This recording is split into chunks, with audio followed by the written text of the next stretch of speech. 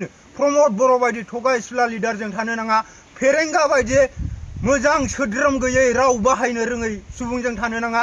राकेश ब्रह्म बायदि दाउखा बायदि मानसिजों जेरै गाबा दाउखानि गोसोम बिनि गोसो गोरबोआबो गोसोम। आयेन कानुन गैया, जेबो गैया, अननाय खाननाय गैयै अन्थाइ बिखाबाबै बिथांमोना गुलि गावनानै जिउ फोजोबदों। दिनै रायजोफोर प्लिज नागारदो। बे इउपिपिएल दोलोआव सासेबो मोजां लिडार गैया। साफ्रोमबो लिडारानो थगायसुला। बै बिथांमोना इउपिपिएल जानानै बेबायदि संसार जानांदों। फैसाखौनो गान्दु लालायनानै बिथांमोना उन्दुनायनि सावगारि नुनो मोन्दों। बेगसे बेगसे खुलुमबाय। दिनै जों बयबो मिथिगौ बिटिसि हालामाव जेब्ला 2020 मायथाइनि उननिफ्राय प्रमद बर' बिथांनि दैदेननाय इउपिपिएल सरकार फैदों। बिनि गेजेरजों दिनै जों बिटिसिनि थागिबि सुबुंफोरा दिनै सोरलां बोरलां अबस्थाजों थांनानै थानांदों। दा बेयावनो नोंथांमोना नुनो मोन्दों माखासे न'खरनि हालोद। नाथाय जाय बिथांमोना दाख्लैसो बिएसइउ नागारनानै बिथांमोनहा इउपिपिएल दोलोआव जगदान जाहैदों, बिथांमोना खौथि खौथि थाखाखौ बिथांमोना गान्दु लानानै उन्दुदों आरो बेगफा बेगफा फैसा लानानै बिथांमोना गावनि न'खरसिम लानानै थांनो बिथांमोना बाहाग खालामनाय माखासे फटक सावगारिफोरखौ जों नुनो मोन्दों। अब्ला जों साननानै नायदो रायजो राजाफोर, जाय जाय दिनै दुखुथिया बर' बिमा बिफाफोरा सान्दुं मोनथिया अखा मोनथिया सोमावसारनायनि मुङाव आलादा बड'लेण्ड सोरजिनायनि मुङाव प्रमद बर'नि दैदेननायजों बिथांमोना सान्दुं अखा जेब्लानो आबसुआ बिथांमोनखौ हांख्रायो अब्लानो बिथांमोना सोमावसारनायाव बारसोमदोंमोन आरो खायसे खायसेया गावनि बेसेन गोसा सम आरो जिउखौ होनानैब्लाबो बिथांमोना उदां बड'लेण्डनि थाखाय सोमावसारनायाव बारसोमदोंमोन।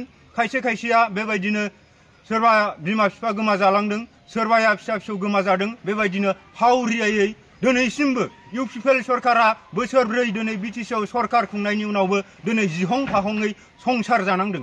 नाथाय दिनैनि समाव साननैसोनि सिगां जाय जाय बिथांमोना बिएसइउ नागारनानै दिनै इउपिपिएल दोलोआव जगदान जाहैदों, बै बिथांमोना दिनैनि समाव फैसाखौनो गान्दु लालायनानै बिथांमोना उन्दुनायनि सावगारि नुनो मोन्दों। बेगसे बेगसे गाव गाबागाव बाहागाव गोलैनायखौ बिथांमोना बेगाव सोनाय सावगारिफोरखौ नुनो मोन्दों। अब्ला मानो थाबावनो रायजो राजाफोर जाय इउपिपिएलखौ दिनैसिम सापर्ट खालामबोदों। दिनै जोङो थैथां आलादा उदां बड'लेण्ड सोरजिनि थाखायनो जों गावखौनो बावसोमबोनाय आरो दिनै नोंथांमोननि नाजानायजोंनो प्रमद बर'नि दैदेननाय इउपिपिएल सरकारा बिटिसिआव दिनै सरकार दानो हादों। अब्ला नोंथांमोना एफाग्राब नोंथांमोननि सुप्रिम सेक्रिफाइसखौ होसेयावबो दिनै नोंथांमोना मा मोनखो? दिनै जुदि सरकार दाखांनायनि उनावबो दिनै बेबायदि जिहं फाहं जानानै थायोब्ला बे फ्लेगआ जों गायनाय नङा। बे फ्लेगखौ सोर गायफैदों? बिथांमोना इउपिपिएल ना बिपिएफ जों जेबो मिथिया। नाथाय पिक्चारखौ नुनायलाय जोङो मोनसे आबेगिक जोंनाव सिखांदों, जोंनाव दुखु मोननाय फिल सोमजिदों। दिनै इउपिपिएल सापर्टार गोदो गोदाय इउपिपिएल सोरजिजेननायनिफ्राय दाजाजेननायनिफ्राय बिथांमोना इउपिपिएल जानानै बेबायदि संसार जानांदों। नाथाय जाय दाख्लैसो बिएसइउ नागारनानै बा बिपिएफ नागारनानै बिथांमोना इउपिपिएल दोलोआव जगदान जाहैदों, बिथांमोना दिनै खोरोमदावमोन, निफुमोन, सोरबा जेन्थुमोन, बिथांमोना दिनै फैसानि बेगफा बेगफा फैसा आरो फैसाखौनो गान्दु लालायनाय सावगारिफोरनि गेजेरजों जों मा मोनथिनो मोन्दों?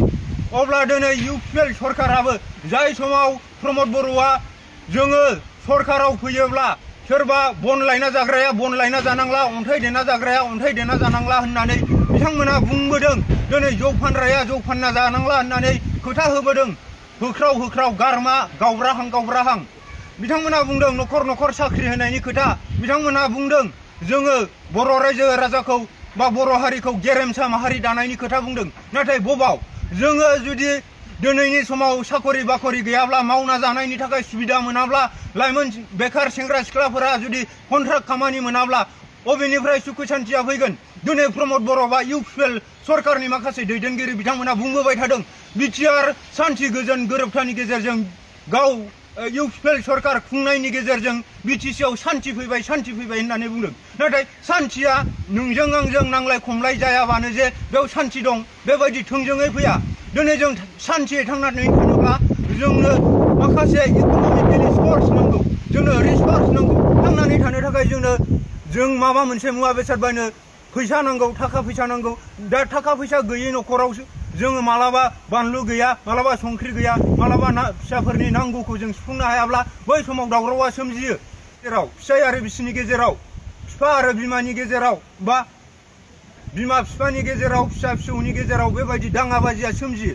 दिनै जोंनाव इक'नमिक सर्सआनो गैलाबा रिसर्सआनो गैलाबा जों थाखा फैसा उत्पादनखौनो खालामनो हालाबा जोंनाव माबा मोनसे इन्डास्ट्रिबो गैयाब्ला मावनानै जानो माबा मोनसे कम्पानिबो गैयाब्ला बबे लामाजों सान्थिया फैखो बबाव सान्थि नुदों आरो नोंथांमोना जाबायदि ससियेल मिडियानि गेजेरजों नोंथांमोना सालाय स्लिप जालायनाय गोदै खोथा राव बुङो नाथाय नोंथांमोननि जि कमिटमेन्ट होनाय बे कमिटमेन्टनि उल्थायैसो नोंथांमोना एक्सुवेलाव खामानि मावो। दिनै नोंथांमोना थोंजोङै सान्थि फैबायबो होननानै बुंनो हाया मानोना नोंथांमोननि बिटिआर गोजोन गोरोबथानि उनाव आरो इउपिएल दोलोआ बिटिसिआव सरकार दानायनि उनावबो जनक जोंसार बिथांमोना गिबि खेबनि थाखाय जिउ नागारनांदों आरो बिनि उनाव फेरेंगाजों दानानै होजानाय एनजिअनि बै बिथांमोना दिनै हाग्रायाव थांनाय माखासे बन लायलायनाय बिथांमोनखौबो दिनै बिथांमोना आयेन कानुन गैया जेबो गैया अननाय खाननाय गैयै अन्थाइ बिखाबाबै बिथांमोना गुलि गावनानै जिउ फोजोबदों। दिनैनि दिनाव बेसेबां नोंथांमोननो एग्जाम्पल होनांगौ दिनै जोंनि आखायाव मेरला एग्जाम्पल दं। अब्ला नोंथांमोना जाय दिनै बर' हारिनि दुखुथिया गोरिब गुन्द्रा जाय भटार्स नोंथांमोन बर' बिमानि गोरबोआव जोनोम मोननाय नोंथांमोना खनबैसे थगायजाबावनो दिनै बेबायदि थगायसुला इउपिएल पार्टिखौ नोंथांमोना सापर्ट होनो नाङा। जुदि गमामायैनो प्रमद बर'आ अनोमोनब्ला राकेशआ अनोमोनब्ला फेरेंगा मोना बिथांमोनाव अननाय बिखा दंमोनब्ला दिनै बेबायदि सोरबा गोरिब गुन्द्राया जिहं फाहङै संसार जानांनाय नङामोन। अब्ला रायजोफोर प्लिज नागारदो बे इउपिएल दोलोआव सासेबो मोजां लिडार गैया साफ्रोमबो लिडारानो थगायसुला बैसोरबायदि लिडारनिफ्राय जों जानगाराव थानानै जों बिटिसिखौ माब्रैबा जोङो गाबथानो हागोन गोमानाय पावार एन्ड फांसनफोरखौ माब्रैबा जों लाखिफिननो हागोन आरो बै बर'नि सुथुर जाय अना बर'फोर माखासे गोजौ थाखोनि हारसा माहारिनि सुबुंफोर जाय बर'खौ अरायसम गादबनानै नासयनानै नारदबना दोननानै सोलिबोदोंमोन बैनिफ्राय उदां मोननोनो दिनै हाग्रामा महिलारि बिथांनि दैदेननायजों बिटिसि गोरोबथानि गेजेरजों नोंथांमोना बे थिलेबलेब बिटिसिखौ मोनदोंमोन। बे नोंथांमोननि बिटिसिआव 40टा पावार दंमोन बा 40टा डिपार्टमेन्ट दंमोन बे 40टा डिपार्टमेन्टनि गेजेरावनो नोंथांमोना बे बिटिसि काउन्सिलावनो नोंथांमोना एडमिनिस्ट्रेटिभ पावार दंमोन नोंथांमोना गोसो जायोबा माखासे रुलखौ दानानै लानो हायोमोन। दा बैफोर पावार एन्ड फांसनफोराबो बिटिआर गोजोन गोरोबथानि गेजेरजों लानानै थांजाबाय आरो जाय समाव बिटिसिआव बिपिएफ दोलोआ सरकाराव दंमोन बै समाव बर' हारिनि रावबो न'खरखौ दिनै बिपिएफ दोलोआ बेबायदि उच्चेद खालामाखैमोन एभेक्सन खालामाखैमोन नाथाय जाय बर' हारिनि थाखाय सोमावसारबोनाय गेरेमसा बर' माहारि दागोन होननानै गारां जिहां हब्राबोनाय अख्रां गोमसारलायनाय जै बड'लेण्ड जै न' बड'लेण्ड न' रेस होनलायनाय बै बिथांमोना दिनै सरकाराव फैनाय लोगो लोगो बर' हारिनि दुखुथिया बिमा बिफाफोरखौ बिथांमोना गोजां बोथोरावबो उच्चेद खालामो आरो बिथांमोननि थांनानै थानायनि थाखाय बिथांमोनखौ जे उच्चेद खालामनायनि सिगां बबेबा मोनसे सेफटि प्लेसाव दोनहैनांगौ बेफोरबायदिनिबो जेबो एरेस्टमेन्ट खालामालासिनो बिथांमोना हठात गावसोर गोसो जाबानो बायदि बेबायदिनो माखासे एक्टिभिटिसखौ खालामलाबायो। बेबायदि राजखौ जोङो किम जन बिथांनि चाइनायावसो जों नुनो मोन्दों नाथाय दिनै बे बिटिसिआवबो प्रमद बर' बिथांनि दैदेननायजों बेबायदि समस्याया फैगासिनो दं। बिनि थाखायनो खबरदार नैबे एमपि बिसायख'थिया नैबे बिपिएफ दोलोनि देरहानायनि थाखाय नङा बा सोरबा इउपिएल दोलोनि देरहानायनि थाखाय जानो नाङा। दिनै जुदि नैबे एमपि बिसायख'थियाव बिपिएफ दोलोनिफ्राय सानै बिजाथि देरहानो हायाब्ला बिटिसिखौ आरो नोंथांमोना गाबथानो हागोन बेखौ नोंथांमोना माब्लाबाबो एक्सपेक्ट खालामनो नाङा। बेयाव नोंथांमोना आसा आरो मिजिं लानानै नोंथांमोना जेबो खामानि मावनो नाङा। नैबे एमपि बिसायख'थियाव जै बिपिएफनि सानै केन्डिडेटआ जेनबाय नोंथांमोननि टटेल बिटिसि हालामाव थानाय रायजो राजा जों बर'जों लोगोसे गुबुनफोराबो बे मोनसे हाखराव नोंथांमोनाबो गब्रायलांगोन बे सियर आरो डेम सियर नोंथांमोननि सिगाङाव आं बुंदों।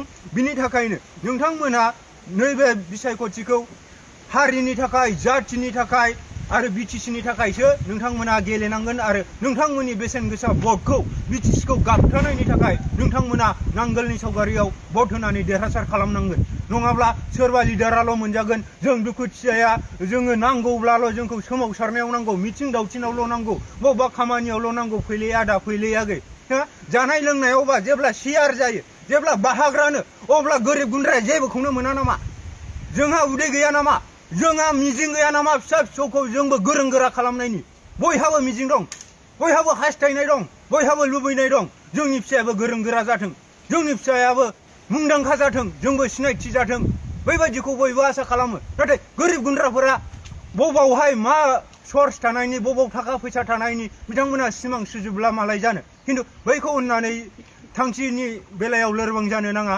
मानोना सोरबा दुखुथिया न'खरनिफ्रायबो मोजां मोजां मानसि जोनोम जायो नाथाय बै बिथांमोना गड गिफ्टेड जायो इसोरा मालाय बेखौ पार्टिकुलार हरखायो नों उमुक जायगायाव थां उमुक जायगायाव थांनानै नों ओरै थोरै सुबिदा मोनहैगोन बेबायदि पार्टिकुलार जोनोमनि समावनो बिथांमोनखौ लिरनानै हरखायो बिसोर एक्सट्रा अर्डिनारि बिसोर गड गिफ्टेड बिथांमोनजों जोङो कमन पिपुल्सफोरा जों तुलना खालामजाया कम्पेयार खालामना लाब गैया आं बे खोथाखौ जाय जोङो कमन पिपुलफोर जोंहाबो जे गांनाय उखैनाय दं जोंहाबो जे मोननांगौ बिनि थाखायसो बुंदों बिनि थाखायनो प्रमद बर' बायदि थगायसुला लिडारजों थानो नाङा फेरेंगा बायदि मोजां सोद्रोम गैयै राव बाहायनो रोङै सुबुंजों थानो नाङा राकेश ब्रह्म बायदि दाउखा बायदि मानसिजों जेरै गाबा दाउखानि गोसोम बिनि गोसो गोरबोआबो गोसोम बेफोरबायदि लिडारजों थानो नाङा जोङो फिन खनसेनि थाखाय बिपिएफ दोलोखौ देरहासार खालामनानै जों बिटिसिआव अनलायनायनि गेजेरजों बयबो संसार जानो होननानै